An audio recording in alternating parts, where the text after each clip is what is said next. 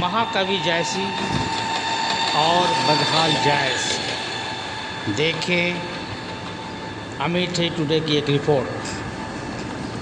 स्थानीय इतिहासकारों की माने तो जायस कस्बा वैदिक काल से स्वयं जायसी ने भी अपनी रचनाओं में इसका उल्लेख किया है। जायसी के अमर ग्रंथ कन्हावत को आधार माने तो जायस वैदिक काल में उद्यान नगर नाम से विख्यात था। त्रेता युग में भी यहाँ पर 88,000 ऋषि रहा करते थे। उस समय यह कस्बा शिक्षा के प्रमुख केंद्र के रूप में प्रसिद्ध था। जायसी जी साफ लिखते हैं कि कहों नगर बड़ आपनु ठाऊं, सदा सुहावा जायस नाऊं। सतयुग हुतो धर्म स्थानु, वहिया करत नगर उदियानु। पुनि त्रेता गयो द्वार पर मुखी, भूंजा राज महा रिखी रिखी। रहत रिखीसुर सहस 88, धनय धंट पोखर 84। जायस कस्बे में अब भी 84 कुओं के अवशेष मिलते हैं। मुगल काल में भी यह शिक्षा के केंद्र के रूप में काफ़ी प्रसिद्ध रहा।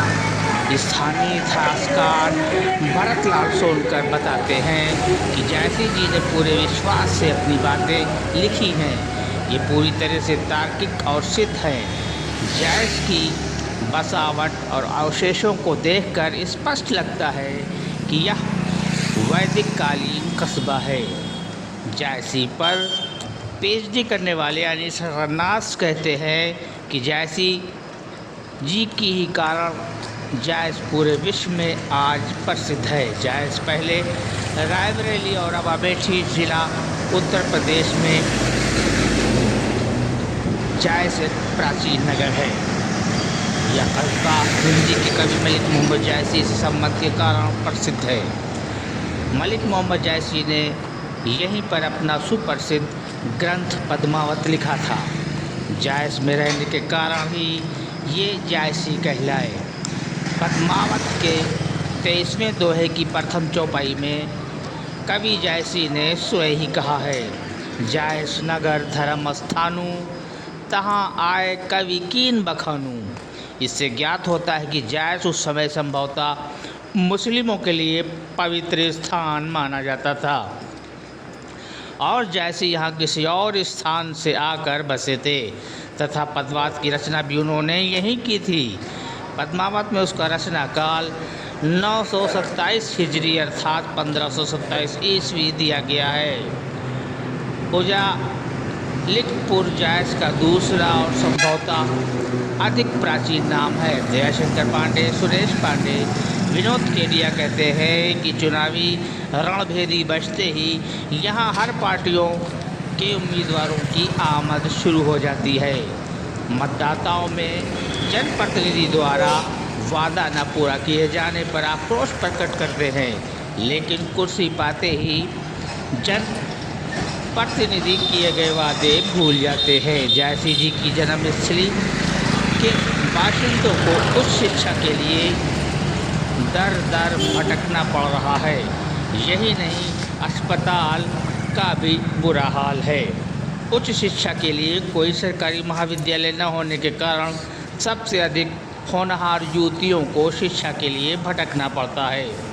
एक अदद महाविद्यालय की मांग को लाखों की आबादी वाला जायस, जिसको शासन द्वारा नगर पालिका का दर्जा भी प्राप्त है, लगभग 30 वर्षों से बराबर जनप्रतिनिधियों से मांग करता चला आ रहा है, लेकिन आज तक न सिर्फ आश्वासन का झुंझुना ही मिला।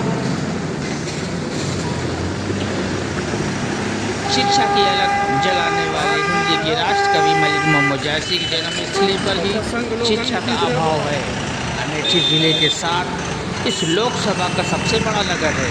यहाँ 36,000 मतदाता है, जनप्रतिनिधि को चुनते चले आ रहे हैं। अपने निर्णायक भूमिका को भी यही मतदाता लोकसभा और विधानसभा में भी बखूबी निभाते हैं, लेकिन आज भी शिक्षा को लेकर उपेक्षा का शिकार है जायस।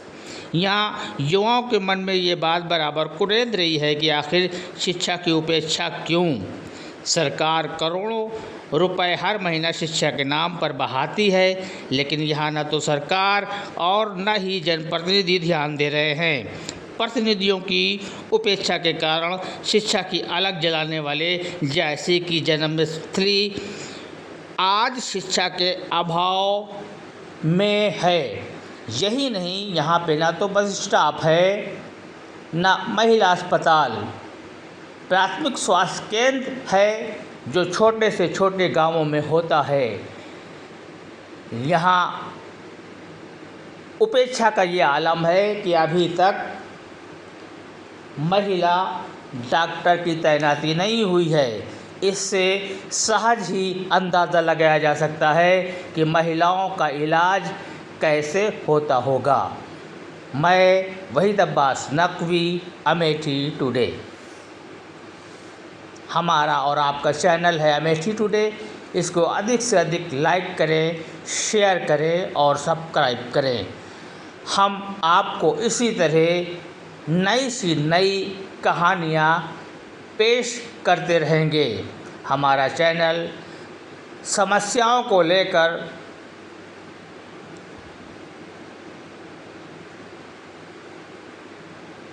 पूरी तरह सजग है, लेकिन इसके लिए आपका भी सहयोग हमारे साथ ज़रूरी है।